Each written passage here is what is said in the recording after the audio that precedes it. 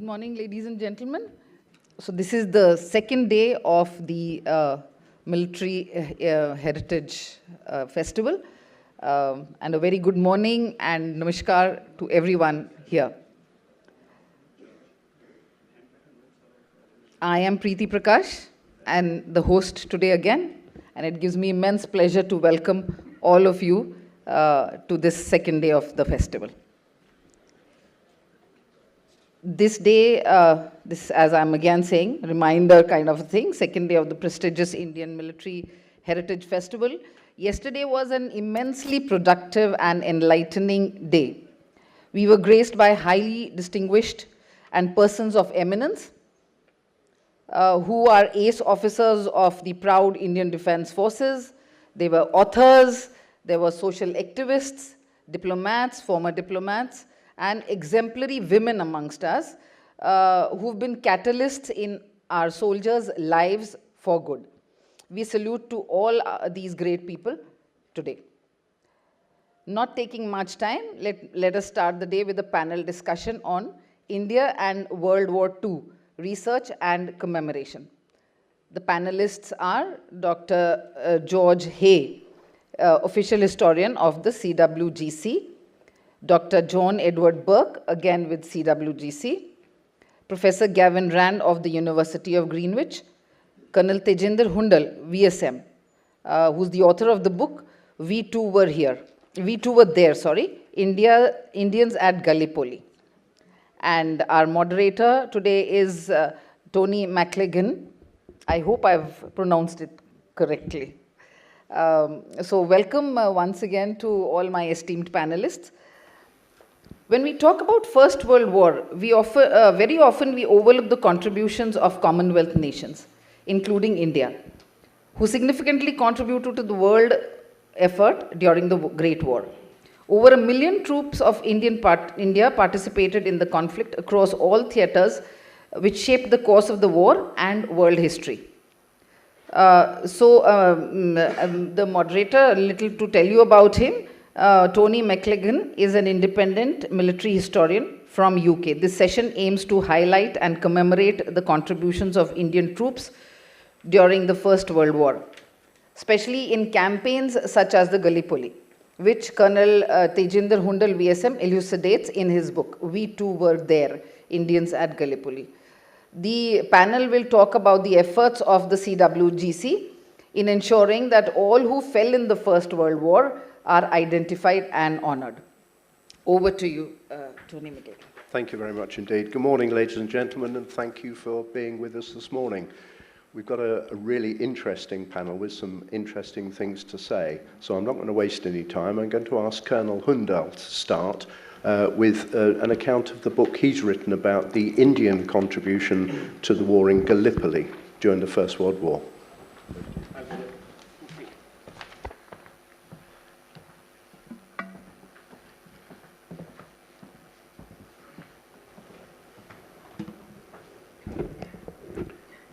Good morning, ladies and gentlemen and children who are here. I must thank the organizers, the USI, and the distinguished panel, both on and off the stage, who have given me this opportunity to present my work here at this esteemed gathering. Now, as Tony brought out, and as the MC of the event also told us about it, the theme of the session is research and commemoration. And I think my book perfectly fits the bill here. Some research and some commemoration which I've tried to do in my work. I'll go through some slides.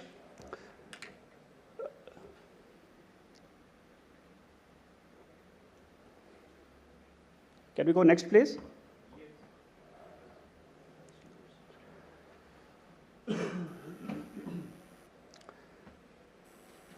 At the start of this talk, I'll play an audio clipping. Now, this audio clipping is a bit in English, a bit in Punjabi, and the Punjabi, I think we all will be able to make out. And this is about, this is a story of the Gallipoli landings which happened on 1st of April. 25th of April is when the landings happened, and 1st of May 1915 was the time when the Indian Brigade landed there. There were 4 battalions there, which I shall discuss when I come on to my talk proper. There were 4 battalions there, the 14-6, the 69 Punjabis, 89 Punjabis, and first 6 Gurkhas. So the audio clipping which you're going to hear is about the story of the landings on that night. That was on 1st and 2nd May 1915, when Sipahi Nanak Singh of 69 Punjabis landed there. Now this audio, the voice is of course not of Sipahi Nanak Singh. The voice is of his son, who discussed this issue with his father when he was alive, and he told him about all these things. So voice what we're going to hear is the son of Sipahi Nanak Singh, and the person who's taking interview of son of Sipahi Nanak Singh is his grandson. So let's hear that before we go on to the presentation proper. Gallipoli ki kita fir he fought against the Turkish, and then from there, after the whole expedition was over, he was sent to. ਉਹ ਤਾਂ ਪਤਾ ਹੈ ਪਰ ਗਿਲਿਪਲੀ ਚ ਕੀਤਾ ਕੀ ਸੀਗਾ ਜਿਹਦਾ ਬੈਲ ਤੁਸੀਂ ਕਹਿੰਦੇ ਜੋ ਲੈਂਡ ਕੀਤਾ ਸੀਗਾ ਉਹ ਦੱਸ ਦਿਓ ਹੁਣ story When he was going to land, there were a lot of heavy fighting coming from the Turkish side, because they were on hilltop, and then the shell came and Punjabi ਚ ਵੀ ਗੱਲ ਕਰਦਾ ਬੰਦਾ ਪੰਜਾਬੀ ਡਾਕਟਰ ਤਜਿੰਦਰ ਸਿੰਘ ਪੰਜਾਬੀ ਆ ਤੇ ਫਿਰ ਉਹ ਜਿਹੜਾ ਸੀਗੀ ਉਹਨਾਂ ਦੀ ਬੋਟ, ਲੈਂਡਿੰਗ ਬੋਟ ਜਿਹੜੀ ਸੀ, ਉਹਦੇ ਜ਼ੋਰ ਨਾਲ ਉੱਥੇ ਉਹਦੇ ਫੱਟੇ ਟੁੱਟ ਗਏ, ਤੇ ਜਿਹੜੇ ਘੋੜੇ ਆ ਤੇ ਉਹ ਐਦਾਂ ਪਾਣੀ ਦੇ ਵਿੱਚ ਤਰਦੇ ਸੀ ਜਿੱਦਾਂ ਮੱਛੀਆਂ ਤਰਦੀਆਂ ਹੁੰਦੀਆਂ। ਤੇ ਫਿਰ ਸਾਨੂੰ ਉਹਨੇ ਸਾਡਾ ਸਰਜਨ ਮੇਜਰ ਨੇ ਕਿਹਾ, ਕਹਿੰਦਾ ਬੇਈਮਾਨੋ, don't stay in one place, disperse. So we jumped out of the ship, out of the boat, and they were waist high, and then we went on the shore, and ਫਿਰ ਉਹ 500 Sikh first died the first day, and ਤੇ ਉੱਥੇ ਪੱਗਾਂ ਖਿਲਰੀਆਂ ਸੀ ਸਾਰੇ ਪਾਸੇ, ਤੇ ਸਾਨੂੰ ਉਹਨਾਂ ਸਿੱਖਾਂ ਦੀ ਛਾਤੀ ਦੇ ਬੂਟ ਰੱਖ ਕਰਕੇ ਐਡਵਾਂਸ ਕਰਨਾ ਪਿਆ। ਬਹੁਤ ਸਾਡੇ ਲਈ ਔਖਾ ਸਮਾਂ ਸੀਗਾ, ਬਹੁਤ ਸਾਨੂੰ ਦੁੱਖ ਹੋਇਆ ਸਾਡੇ ਮਿੱਤਰ ਸੱਜਣਾਂ 'ਤੇ। ਅਤੇ ਫਿਰ ਸਾਡੇ ਕੁਛ ਬੰਦੇ ਉੱਪਰ ਚੜ੍ਹ ਗਏ, ਅਤੇ ਉਹਨੇ ਜਾ ਕੇ ਉਹ storm the position of the Turkish, ਉਹ ਭੱਜ ਗਏ, ਅਤੇ ਸਾਡੇ ਦੂਜੇ ਦਿਨ ਫੇਰ ਆ ਗਏ, ਦੂਜੇ ਸੁਬਾਹ ਸਵੇਰੇ ਗਏ ਆ। ਨਾਲ ਕਹਿੰਦੇ ਇੱਕ ਬੰਦਾ ਜਿਹੜਾ ਲੁਕਿਆ ਸੀਗਾ ਕੱਟ, ਹਾਂ ਇੱਕ ਬੰਦਾ ਲੁਕਿਆ ਸੀ ਟਰਕਿਸ਼ ਦਾ, ਹਾਂ ਟਰਕਿਸ਼ ਦਾ ਬੰਦਾ, ਇੱਕ ਮਰੀ ਹੋਈ ਗਾਂ ਦੇ ਢਿੱਡ ਦੇ ਵਿੱਚ ਲੁਕਿਆ ਸੀਗਾ, ਉੱਥੋਂ ਉਸਨੇ ਕਈ ਫਾਇਰ ਕੀਤੇ, ਪਰ ਸਾਨੂੰ ਪਤਾ ਨਾ ਲੱਗੇ ਵੀ ਕਿੱਥੋਂ ਆਇਆ। ਤਾਂ ਫਿਰ ਅਸੀਂ ਕਿਹਾ ਵੀ ਉਹਦੇ ਵਿੱਚੋਂ ਆ ਸਕਦਾ, ਵੀ ਅਸੀਂ ਵੀ ਬਲੋ ਅਪ ਦੀ ਸਕੈਲਟਨ, ਹਾਂ ਉੱਥੋਂ ਉਹ 'ਤੇ ਵੀ ਅਸੀਂ ਦੂਜਾ ਕੀਤਾ। ਜਿਹੜੀ ਰੋਟੀ ਮਿਲੀ ਹੈ ਸਾਨੂੰ, ਉਹ ਬਹੁਤ ਜਿਹੜੀ ਚਪਾਤੀ ਸੀ, ਉਹ ਬਹੁਤ ਰੋਟੀਆਂ ਬਹੁਤ ਸੁੱਕੀਆਂ ਹੋਈਆਂ ਸੀਗੀਆਂ, ਅਤੇ ਜਿਹੜਾ ਦਾਲ ਸੀਗੀ ਉਹ ਸਮੈਲ ਕਰਦੀ ਸੀ, ਖੱਟੀ ਹੋਈ ਬਹੁਤ ਦਿਨਾਂ ਦੀ ਇੱਦਾਂ ਸੀਗੀ, ਅਤੇ ਪਰ ਫਿਰ ਵੀ ਅਸੀਂ ਲੜਦੇ ਰਹੇ। ਗਿਲਿਪਲੀ ਕੀ ਕੀਤਾ ਫਿਰ? Okay. He fought You must stop it, please. against the Turkish. Okay, so then, ladies and gentlemen, this was what Sipahi Nanak Singh had told his son, and this is what son had told his grandson, and I got this clipping from the great grandson of Sipahi Nanak Singh, who is presently in Australia. So this is basically about Gallipoli, in which almost 16, can we go to the presentation please?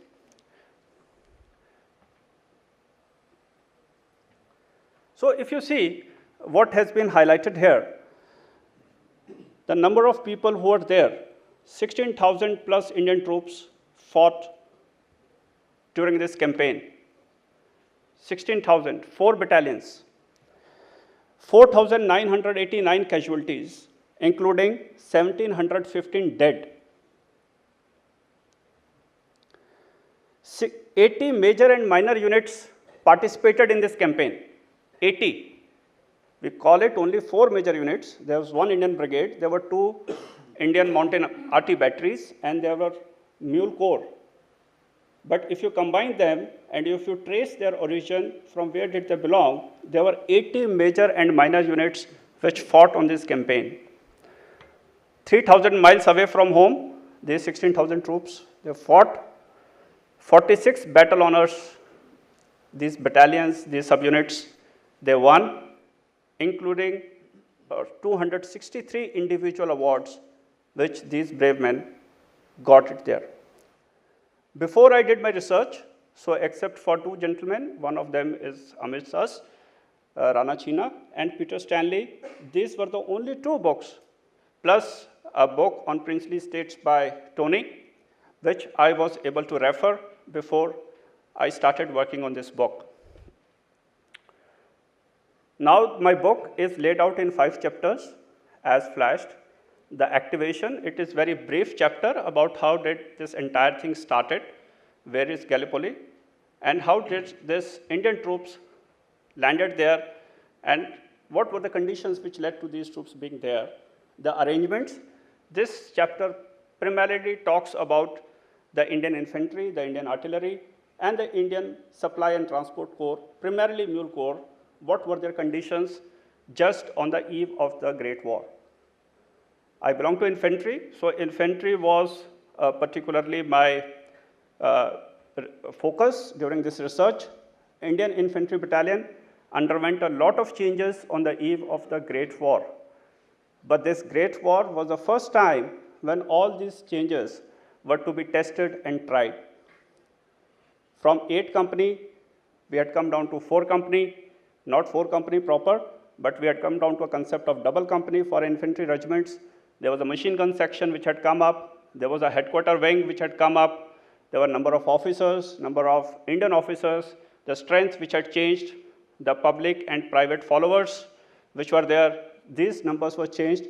So First World War, on the eve of, for that matter, Gallipoli campaign, my focus was the first time when all these changes were going to be tested and tried.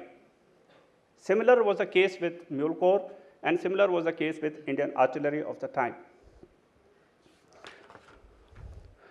So next, these were the battalions which were mobilized in October 1914 from India as part of 29 Indian Infantry Brigade to go and fight at Gallipoli. If you see first 14-6, which later on became the first Sikh and now is the 4 Mech of Indian Army. They were the first battalion. They had come from 1st Peshawar Brigade under 1st Peshawar Division for this campaign. The second was 1st 6 Gurkhas, which had come from 3rd Abbottabad Brigade under 2nd Rawalpindi Division. Next was 69 Punjabis, which had come from 5th Jhelum Brigade, 2nd Rawalpindi Division. And the last was 89th Punjabis. This I was just telling Gavin just prior to this session. This battalion was located at Dinapur, right now where I am posted, presently known as Danapur. This battalion got mobilized from Dinapur of the time, where it was serving under Presidency Brigade of 8th Lucknow Division. So these were the 4th battalions which got nominated for this campaign, and they had mobilized from India in October of 1914. On the right-hand side, if you see, there was a strength. This was the strength with which these battalions had mobilized. If you can see, the interest is, if you see the followers, number of followers, they are very wide and varied. Strength is almost same, but the followers were very different. This aspect also I have touched down in my research, in which the number of private followers and the public followers in each Indian Infantry Battalion were later on somewhat streamlined in 1915, and they were authorized a total of 87 both public and private followers with each infantry battalion. So these were the 3 major entities which were there. 7 Indian Mountain Artillery Brigade, comprised of 2 units, 21st Mountain Artillery Battery and 26th Mountain Artillery, Kohat and the Jacobs. They landed at Anzac Cove on 25th of April 1915. 29th Indian Infantry Brigade, it landed on 1st of May 1915 at the southern end of the peninsula at the Cape Helles. And the Supply and Transport Corps, which primarily was of Mule Corps, which landed both in the initial waves on 25th of April and along with the Indian Brigade on 1st of May 1915. If you see the quote, which is written down below this slide, now this is a quote which Hamilton wrote in his diary when Indian Brigade was landing on 1st of May 1915. And what did he say? Better late than never is all I could say to him. Him is Brigadier General Cox, the commander of 29th Indian Infantry Brigade. He and his brigade are sick at not having been on spot to give the staggering Turks a knockout on the 28th, but he is going to lose no more chances. His men are landing now, and he hopes to get them all ashore in the course of the day.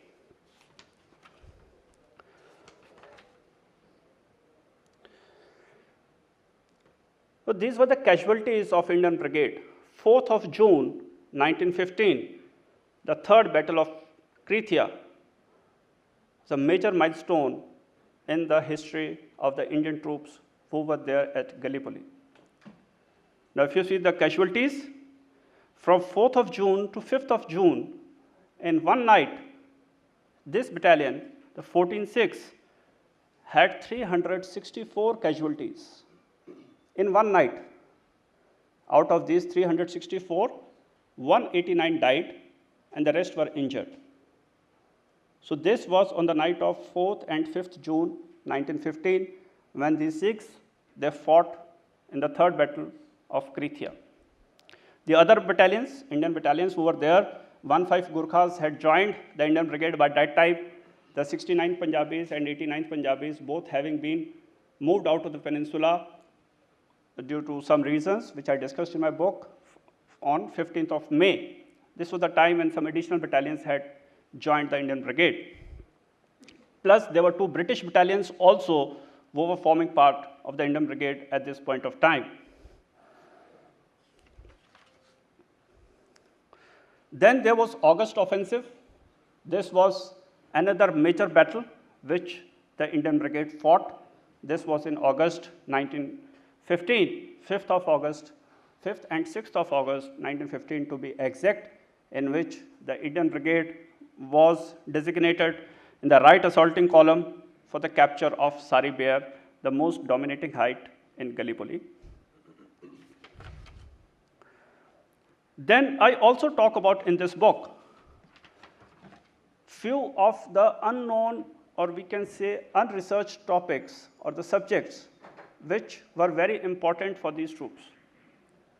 The Gallipoli landings were the first recorded opposed amphibious landings in the world in 1915. The lessons were too many. So whatever amphibious operations are happening today, these lessons have been drawn from this chapter of Indian troops who fought on Gallipoli.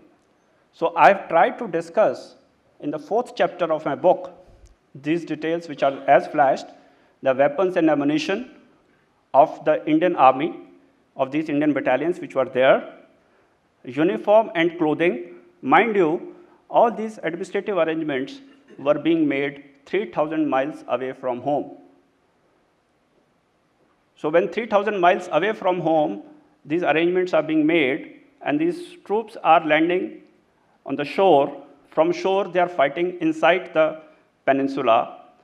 From India to Alexandria, Alexandria to the shore, from shore to the forwardmost fighting trenches, this equipment was reaching. So how it was reaching, how it was being dispatched from India, how it was being received at Alexandria and other supply depots which were established, that's what I talk about in this chapter. Rations and water, Indians had peculiar eating habits of the time. There used to be separate cook houses. There used to be no centralized cooking. So all these how the ration got delivered from India, dispatched from India, how it was taken from there, how some of the local arrangements were being made to cater for the peculiar Indian eating habits. That's what I discuss in this subsection. Casualty evacuation, medical arrangements. As I said, there was almost 5,000 Indian casualties. So these Indian casualties, their registration, their details, sending back the injured, taking care of the wounded, the stretcher bearers is what I talk about in this casualty evacuation and the medical arrangements. There were 3 Indian field hospitals also which were deployed along with the Indian troops on the peninsula. Field post office, very important. During that time, Indian Labour Corps though was not deployed per se on Gallipoli before the evacuation started in December 1915, but they were dispatched from India specifically for Gallipoli. That happened in August and September 1915.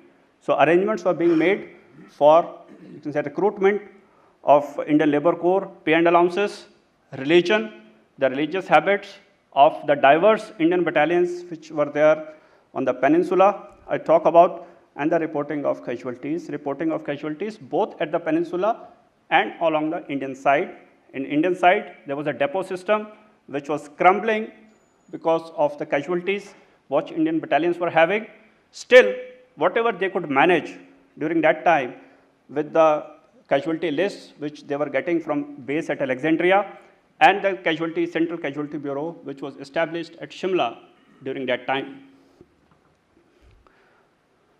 Numbers and names to nameless and faceless souls. These are the 3 soldiers whom I talk about in my book.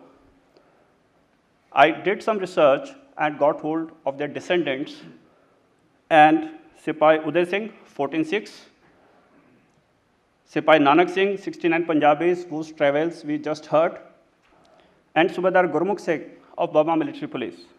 So these are the 3 soldiers who at the various times during this campaign, they found themselves on this peninsula.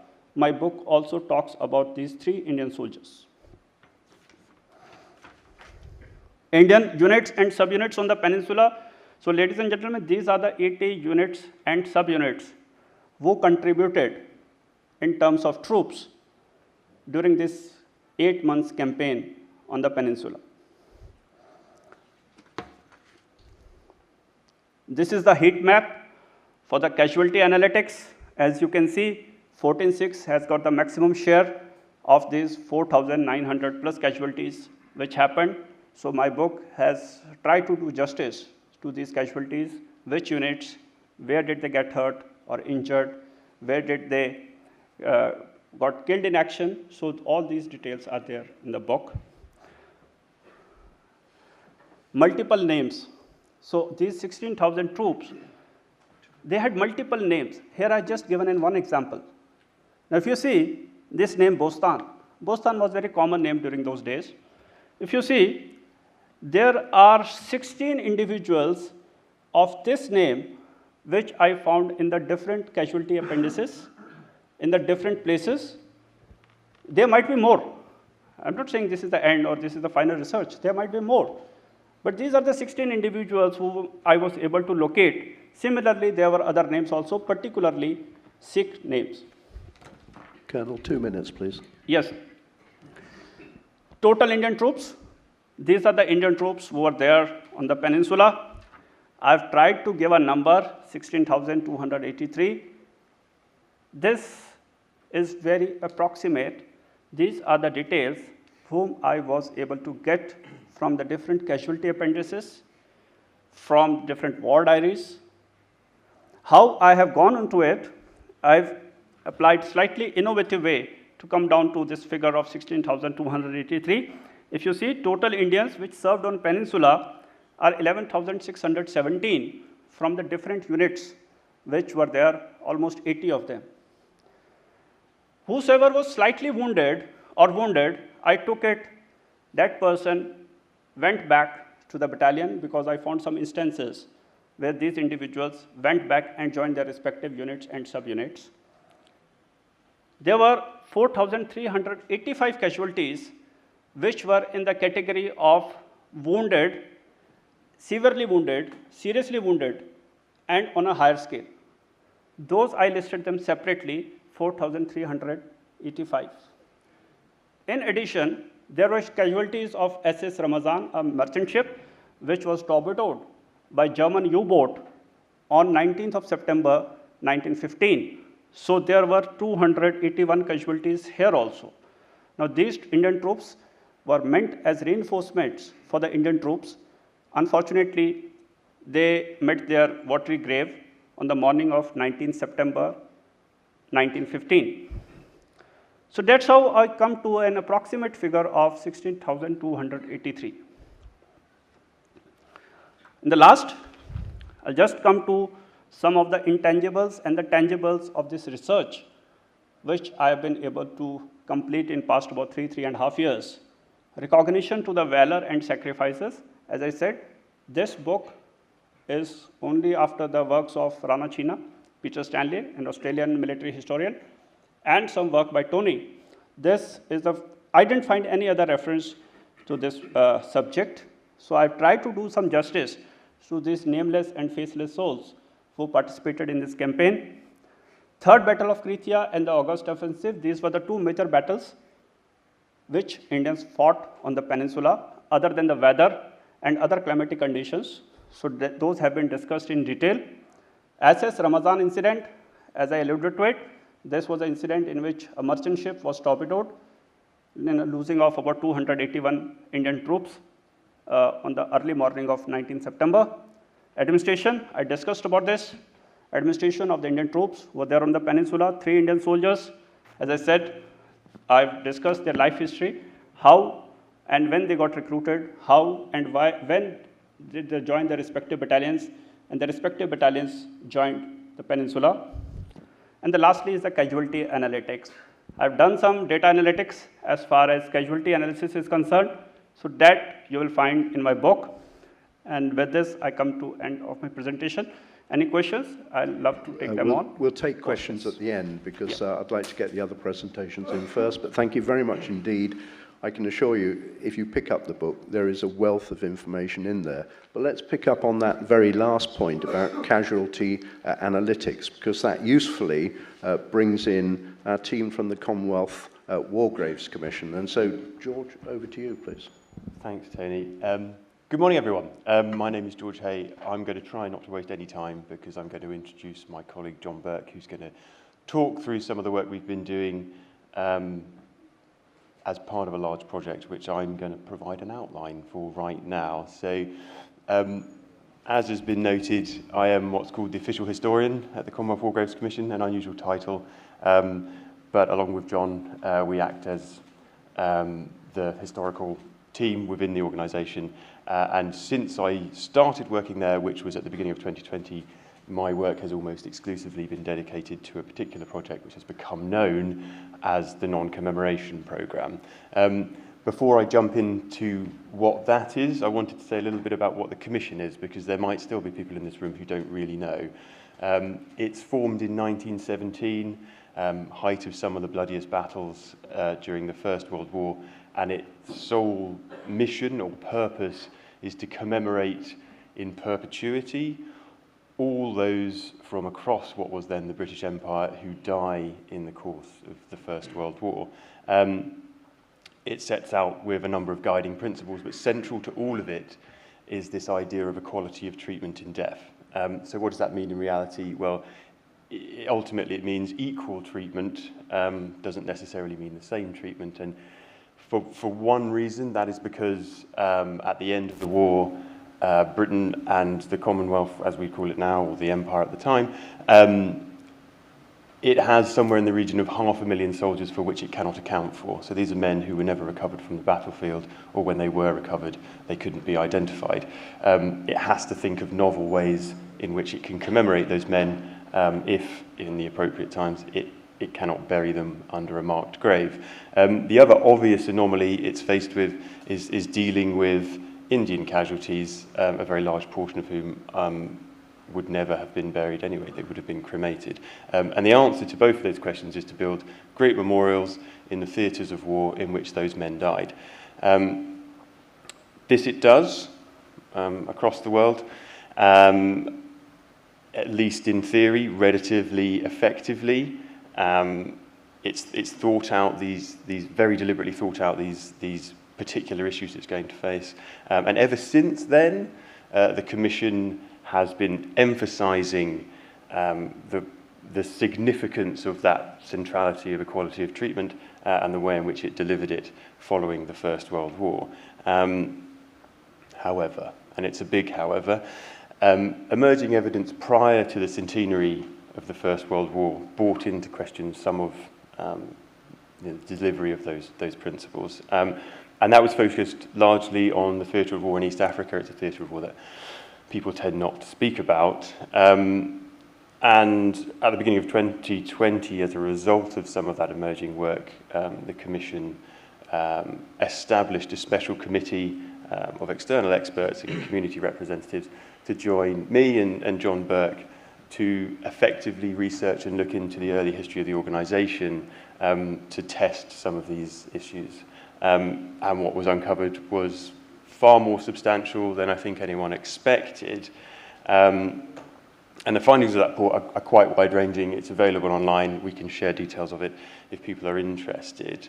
But I think the important thing to know is that the largest issues were centred on East Africa, on that theatre of war in East Africa, and they affected, for the most part, forces raised within East Africa. And to give you an idea of scale, we think somewhere in excess of 85,000 men who were raised predominantly to do labour duties in East Africa died in the course of that campaign, and we do not know their names and we do not know where they are buried. And they were commemorated by 3 nameless memorials in Nairobi, Mombasa and Dar es Salaam. So there aren't issues that are comparable in scale, we don't believe, that affect the commemoration of the Indian Army in that conflict, but there are a number of sizable issues that are of particular significance. Now, the first of those is also, or was also evident in East Africa, also evident across the Middle East. So again, theatres of war that people, at least in the UK and in that context, are less aware of. When memorials to the missing were built in those theatres, the names of Indian soldiers were never put onto the memorials. They were held in memorial registers. They've mostly been corrected now. So quite quietly in the 1990s and the early 2000s, the Commission started putting those names onto those memorials. It didn't make a big scene out of it. It's quite interesting. To the extent that if you institutional memory seems to have been forgotten. It's almost as if they were always there, and they weren't. The massive anomaly in that respect is the 3rd biggest memorial to the missing that the Commission built in the aftermath of the First World War, which is Basra in Iraq, which has tens of thousands of Indian names, which if you were to go on the Commission's website and look, it would seem as though those names are on the memorial, and they're not. So that's an outstanding issue. It's also one that's quite difficult at this time to correct because of the political situation in Iraq. The other one, and the potentially more interesting in the context of and the way in which it joins into the rest of the non-commemoration programme, is what happened to Indian Army soldiers who died outside of operational zones here in India.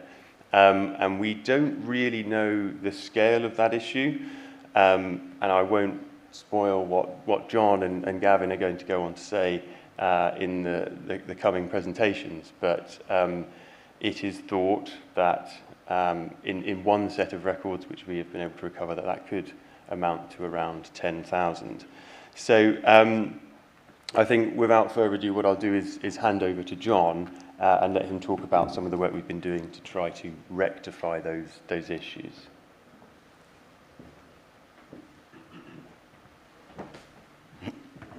Thank you, George, and thank you, everyone. So I'm just going to very briefly talk about some of the issues that were faced in relation to the Commission's relationship with Indian casualties after the First World War and what we're trying to do now linked to that. And centrally, this is an issue about record keeping and records, reliable records in particular. So in the aftermath of the First World War, throughout the 1920s, the then Imperial War Graves Commission began requesting information from the British Indian administration for the names of those who died. However, responses were very slow, and a lot of badgering took place on the part of the Commission to try and get this information sent to them because they could not undertake their work without these names. And it got to such an extent that Fabian Ware, who was the Vice Chairman of the Commission, he raised this issue with the War Office to try and get the British government more directly involved in trying to get the names sent to them, which really emphasises the frustration that the Commission had in relation to these records. And ultimately, when the records were finally sent to the IWGC, they were said to be so full of errors and omissions that they were almost impossible to use. And for that reason, Arthur Brown, who was the Commission's Principal Assistant Secretary, he took it upon himself to contact the different regiments throughout India and also to draw on theatre casualty lists to try and rectify these errors.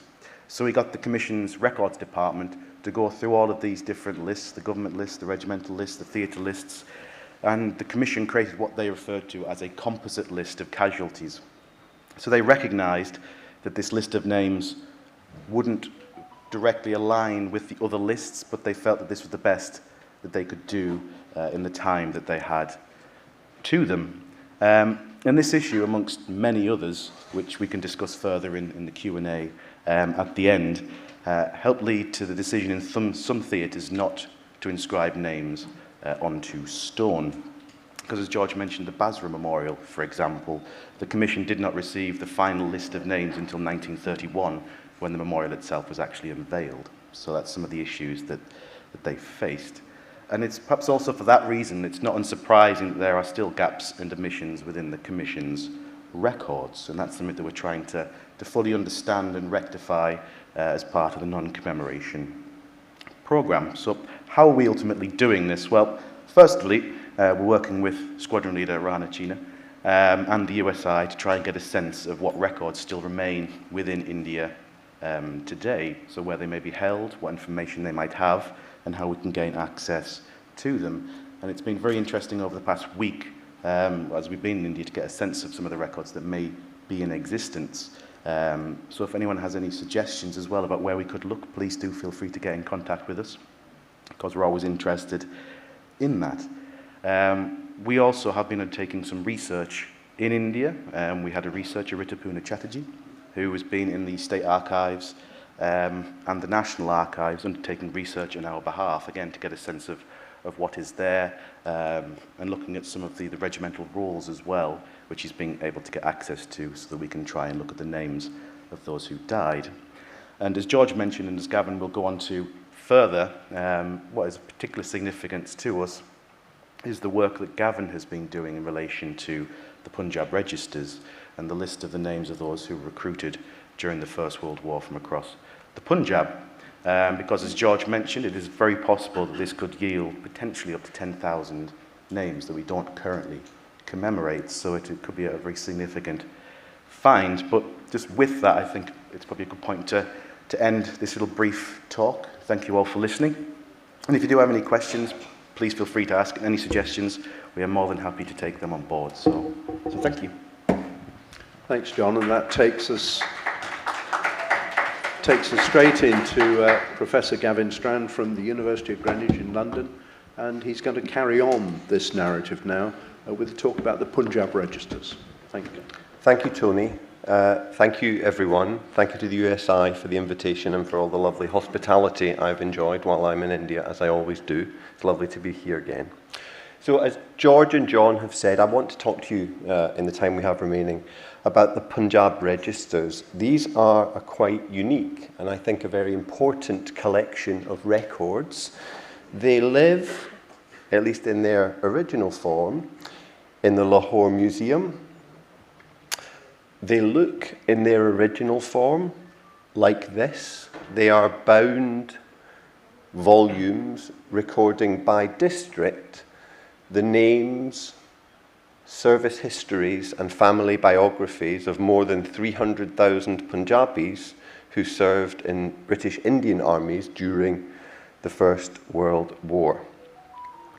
In 2016, as part of a heritage project run by my friends and collaborators at the UK Punjab Heritage Association, These records were photographed and shipped to London, where they arrived as an enormous pile, some 26,000 pages, covering 28 districts of undivided Punjab, detailing something like 320,000 individual, personal soldiers' stories.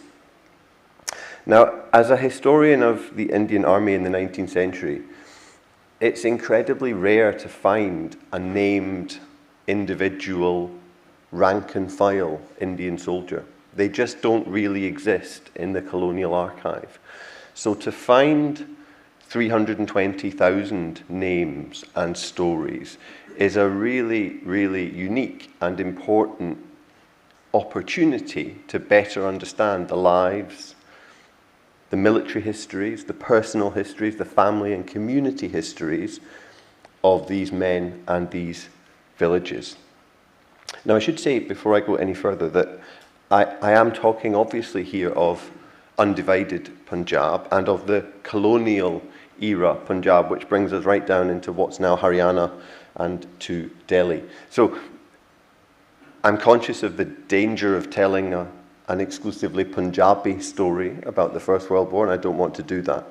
But these records do provide us with a very important and I think a unique opportunity to better understand the contributions of Indian soldiers in the First World War. And I think this is a really important history that needs to be told and better understood, certainly in the UK, but I think perhaps some of you will agree also in South Asia.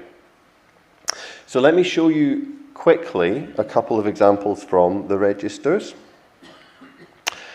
This is what some of them look like. You can see, I hope, that the registers are organised by village, so they were collected, we think, by the Indian Soldiers Boards, probably and put together in 1919, 1920. They contain information about the village, about the recruit, his father's name and his caste. Usually we have pretty good information on the regiment that the soldier served with, and we sometimes have information on distinctions gained, on any wounds sustained, on rewards and pensions awarded. And this gives us, again, great opportunity and insight to reconstruct the lives, not just of individual men, but of communities, of villages and of regiments, in ways that we haven't really, I don't think, been properly able to do thus far, because we simply have not had insight into the personal stories of the men recorded and named here in the registers. Let me show you another couple of examples. This is from the Jalandhar district registers, and it shows what I hope you can see there is a family. So Udam and Sadhu Singh both are real brothers and are the sons of Gurdit Singh at number 2. So a father and 2 sons who all served in the First World War.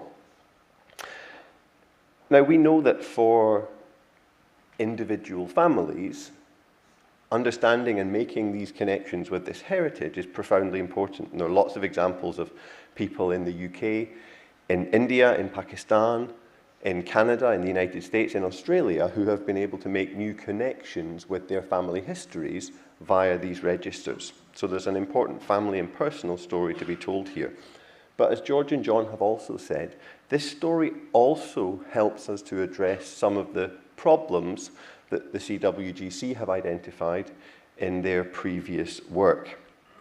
And to support and enable that work, what we've been able to do in the last 3 or 4 years is to have the registers transcribed so that they are now searchable and sortable in new ways. And that's another example that I'll just skip quickly over for time. Here's a spreadsheet. It's not a very interesting slide, but what transcription has enabled us to do now is to search and to sort this data and to begin the task of identifying casualties recorded in the registers who are absent from the Commonwealth War Grave Commission's casualty database, the official record of British and Imperial war dead. Now, our scoping research suggests that there could be as many as 10,000 uncommemorated casualties amongst the 320,000 service records that we hold in the Register's data set. And we have begun the process of working through this data set to identify non-commemorated casualties. I'm delighted that we are working with colleagues both from the CWGC and the National Army Museum, and we have recruited 2 PhD students to fully funded doctoral scholarships, which will enable us to spend the next 3 years doing this and other important work on the registers, we hope, to identify non-commemorated casualties and to better understand the history that these registers illuminate. I have one quick example here to show you, and we have a non-commemorated casualty here, highlighted on the top of the screen. This is somebody who died at Basra. His service information is in the registers, but so far as we can tell, he is completely omitted from the CWGC's casualty database. And identifying individuals like this man, restoring him to his place in the casualty database, telling and understanding his story is an important objective for this project. Very quickly, by way of conclusion, I wanted also to tell you what we've been doing to make these registers available to the public. In 2020, we set about developing, I must say, a very amateur website, which we launched in 2021 to make a sample of the registers available. This is what it looks like at the moment. It's got data from just 3 districts, from Jalandhar, Ludhiana and Sialkot. It's got something like 44,000 records currently available, but what it will enable you to do is to drill down to search the data by village, by the name, if you have the name of a serviceman. You can also browse geographically, so just go on and look at what is there. You drill down, you'll find dots. Each dot represents a recruit or a village, and you can continue drilling down and you will get eventually to individual men. Now, we know that this work is of interest not just in the UK and in South Asia, but globally.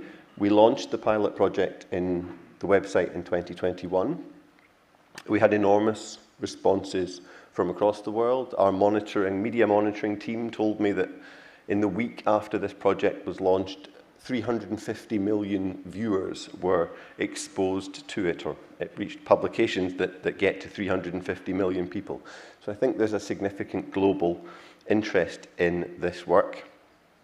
And finally, one of the things that we've been doing this week, traveling with George and John and colleagues from the CWGC, we've been in Punjab trying to connect these registers to the descendants of soldiers. So we visited Memon Singhwala, just outside Ludhiana, where we were able to find not just the memorial tablet. I suspect some of you recognize these tablets, which have a very interesting history that we are also working on.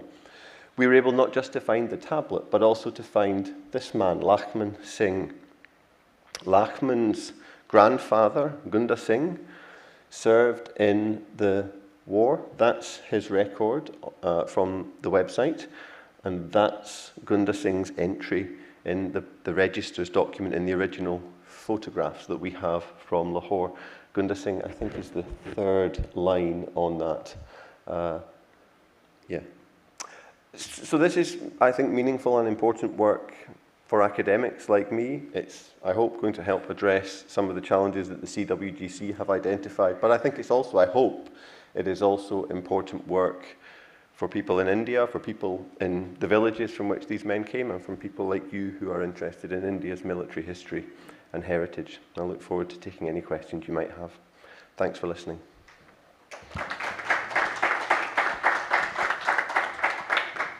Gavin, thank you very much indeed. And I find, as an independent historian, excuse me, the developments that are going on here with the Commonwealth War Graves Commission and with the University of Greenwich and the UK Punjab Heritage Association is really exciting, and there are great opportunities for the future.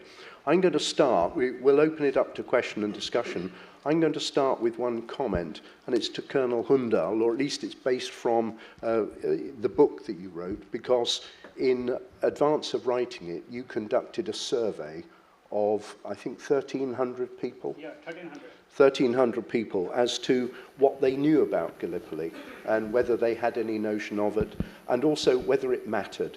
And the one statistic that I would pick out from what you came up with was that 23.8 of your respondents had no interest at all, because in their opinion, the soldiers at the time were fighting for a British flag. They weren't fighting for India. Now, this is a comment that has been made before in other fora, but yesterday, listening to Ambassador Navtesh Sana talking about his book, Crimson Spring, which is a novel but based on the First World War, he raised this very point, and he said it's a fallacious argument. The soldiers at the time were fighting for the flag that existed, and they were fighting for the honour of their regiment, for the Izzat, and therefore they do deserve to be commemorated. And when we now look at these figures that are coming out, 320,000 on the Punjab register, maybe 10,000 of whom are as yet unrecorded. And yet, when they died, their blood was spilt in the same way as anyone else, and their families at home would have mourned in the same way as anyone else. So I would hope that you would join us in saying, yes, of course they deserve to be commemorated, and this sort of work needs to go on. So,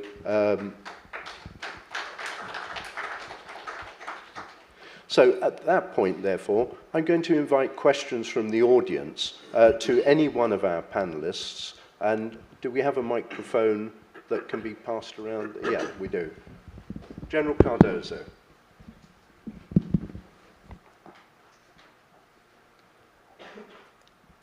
I'd firstly like to congratulate Colonel Hunda on his book, and Dr. George Hay, John Burke, and Punjab Registers for the wonderful work you're doing to bring history alive. Having said that, I would also like to say that as an officer of the 1st 5th Gurkha Rifles Frontier Force, I'm deeply grieved to find that Colonel Hunda, you've only mentioned 4 battalions, whereas my battalion took part in that war. All the officers were killed or wounded. We used, as a rifle regiment, which uses black recruitments, we wore brown because we wanted to honor the officers who came from other regiments to command 15GR. And you're only, but you mentioned in the casualty list, other than 14 Sikh, 15GR has got the maximum casualties. But you're saying only 4 battalions took part.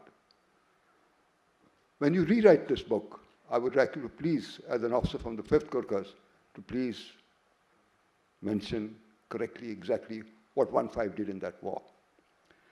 As far as George Hay, John Burke, and, prior to this, Gallipoli wasn't a victory. Gallipoli was a disaster. And the prelude to this war was a loss of surprise, principle of war of surprise. Winston Churchill, I think, was then Secretary of War.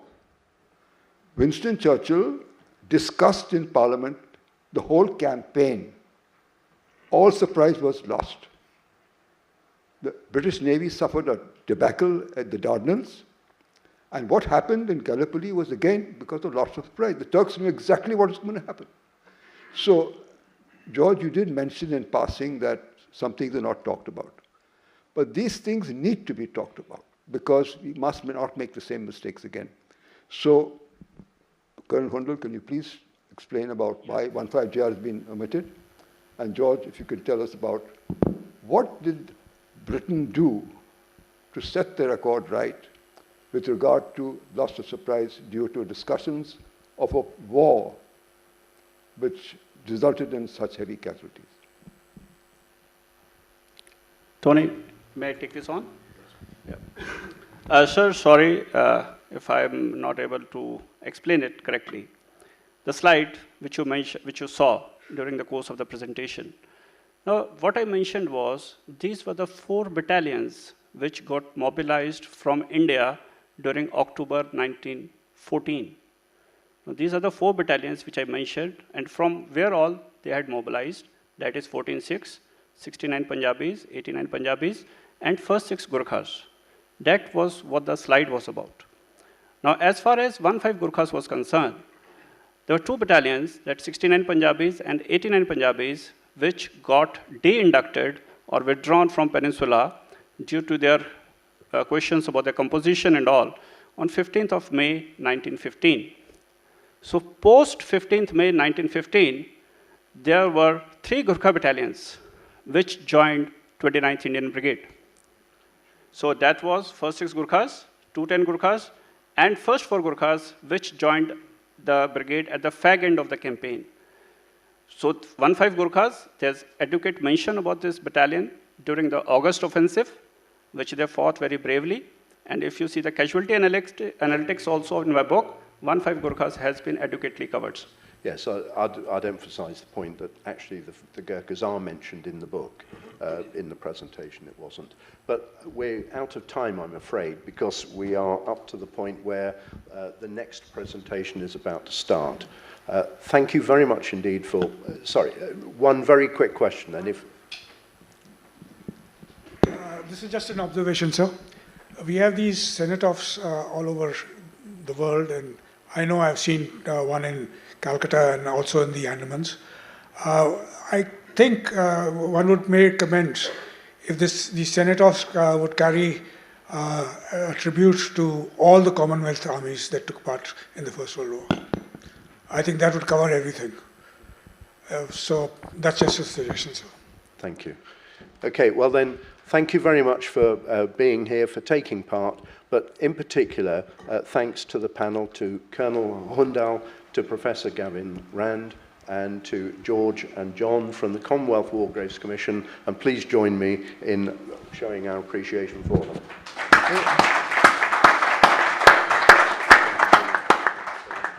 Thank you so much to all our esteemed panelists, and I'd just take a little moment to present you all with a token of appreciation.